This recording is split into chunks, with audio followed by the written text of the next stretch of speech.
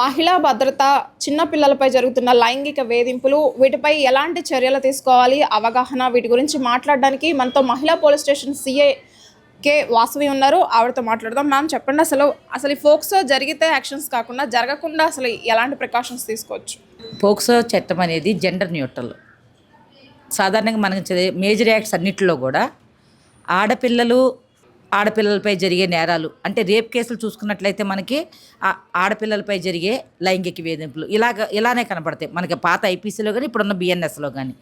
ఈ POCSO act అనేది మాత్రం భారతదేశం మొత్తానికి వర్తించే ఈ యాక్టు జెండర్ న్యూట్రల్. అంటే ఏంటంటే 18 సంవత్సరాల లోపు బాలబాలికలు ఎవరి మీదనైనా లైంగిక వేధింపులు జరిగినట్లయితే ఆ లైంగిక వేధింపులకు పాల్పడిన వ్యక్తులకు శిక్షించే చట్టం ఇది. మళ్ళీ ఇక్కడ కూడా నేరస్తులు కూడా జెండర్ న్యూట్రలే.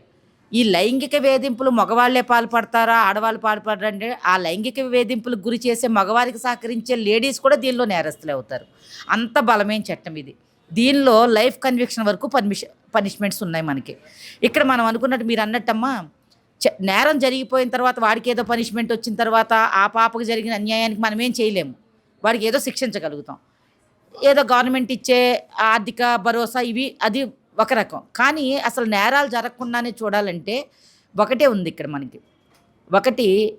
ఒక లైంగిక వేధింపులకు గురి జరగటం అనేది ఇందాక మా సార్ చెప్పినట్లుగా మానసిక ప్రకోపం కావచ్చు, టాక్సిక్ కండిషన్ కావచ్చు, హార్మోనల్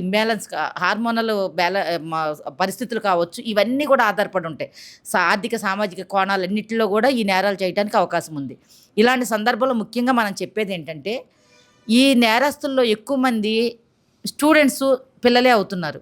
ఎందుకు అవుతున్నారు? ఆ ఏజ్లో జరిగే హార్మోనల్ చేంజెస్ మూలంగా ఆపోజిట్ సెక్స్ పట్ల ఉండే ఒక ఆకర్షణ వీళ్ళని లవ్ అనే దానిలోంచి పోయి ఆ తల్లిదండ్రులకి ఇష్టం కానప్పుడు అది ఆటోమేటిక్గా పోక్సోగా మారిపోతుంది.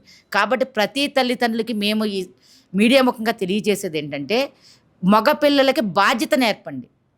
బయటికి వెళ్తే ఏ విధంగా ఉంటుంది భయం నేర్పండి వాళ్ళకి. ఈ చట్టం వల్ల, ఈ రకమైన శిక్షలు పడడం వల్ల మీ కెరియర్ మొత్తం నాశనం అయిపోతుంది. కాబట్టి అలాంటి వాటికి జోలికి వెళ్ళొద్దు. మనం రేపొద్దున మన వయసు వచ్చిన తర్వాత మనము సొసైటీలో ఒక ఆర్థికంగా నిలదొక్కున్న తర్వాత మనం ఇష్టపడిన అమ్మాయిని పెళ్లి చేసుకోవడమో లేకపోతే ప్రేమించడం అది వేరే విషయం. కానీ అండర్ ఏజ్లో ఉన్న 18 ఏళ్ల పిల్ల పట్ల మీరు చూపించే ఆకర్షణ కానీ, ప్రేమ కానీ, వాళ్ళంతటా వాళ్ళే వచ్చి మీతో ప్రేమిస్తున్నానని చెప్పినా కూడా అల్టిమేట్గా మీరే నేరస్తులు అవుతారు. ఈ విషయాన్ని ప్రతి తల్లిదండ్రులకి తెలిసే విధంగా, చదువుకున్న తల్లిదండ్రులకు తెలియచ్చు, కానీ మన సొసైటీలో ఇంకా కూడా కూలీనాలి చేసుకునే తల్లిదండ్రులు, రోజువారీ కూలీ పనులు చేసుకునే వాళ్ళు ఎక్కువ ఉన్నారు. అలాంటి తల్లిదండ్రులకు కనుక మేము ఇది తెలియచేసినట్లయితే, వాళ్ళ మగపిల్లలను వాళ్ళు జాగ్రత్తగా పెట్టుకున్నట్లయితే ఆటోమేటిక్గా వాళ్ళు ఈ పోక్సో కేసులు బారిన పడకుండా ఉంటారు. సమాజంలో పోక్సో కేసులు తగ్గడానికి అవకాశం ఉంటుంది.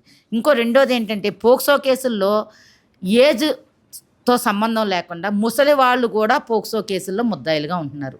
దీనికి కారణాలు ఇందాక చెప్పుకున్నట్టు మళ్ళీ టాక్సిక్ కండిషన్ కావచ్చు, వాడి మానసిక స్థితి కావచ్చు, లేదు వాళ్ళలో ప్రకోపం, ఏదైతే సెక్సువల్ ప్రకోపం ఉందో దాని మూలంగా కావచ్చు. వాళ్ళకు కూడా మనం సొసైటీలో ఇదిగోండ్రా ఈ విధమైన పనిష్మెంట్లు జరుగుతున్నాయి, మీ జీవితం మొత్తం జైల్లోనే, సెంట్రల్ జైల్లోనే అయిపోతుంది అనే ఒక భయంతో కూడిన అవేర్నెస్ని కలగజేసినట్లయితే సొసైటీలో తగ్గటానికి అవకాశం ఉన్నాయి ఈ పోక్సో కేసులు అనేది.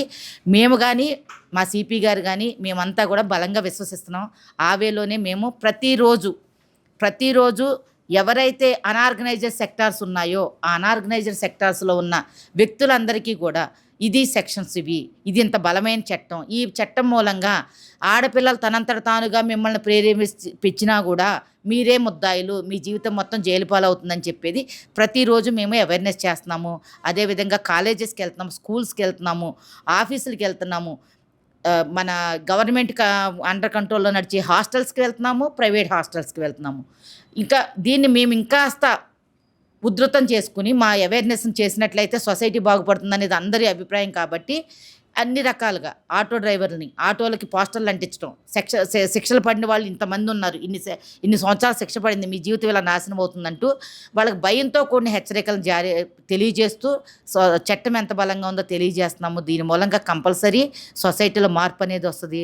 భయంతో కూడిన ఒక బాధ్యత అనేది సమాజంలో ఏర్పడినట్లయితే పోక్సో కేసులు తగ్గడానికి అవకాశం ఉంది. ఆ విధంగానే ఎన్టీఆర్ కమిషనరేట్లో మా సిపి గారి ఆధ్వర్యంలో మేమందరం కూడా ఆ విధంగానే అవేర్నెస్ కలగజేస్తున్నాము.